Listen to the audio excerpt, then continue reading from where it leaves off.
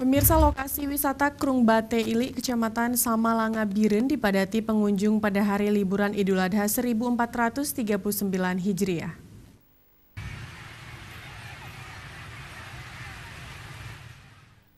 Bate Ili adalah tempat wisata sungai dengan berbatuan dan airnya yang sejuk. Letak yang berada di lintas Jalan Nasional Banda Aceh Medan berbatasan antara Desa Bate Ili dan sebelah timur dan Desa Merah di sebelah barat.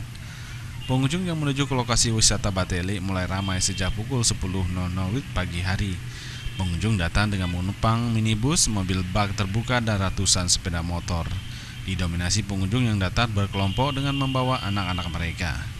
Cukup tenang merendam di sungai yang dikenal dengan airnya yang dingin, sebab terdapat banyak berbatuan di alur sungai. Sebagian besar orang tua hanya ikut mengawasi anak-anaknya mandi.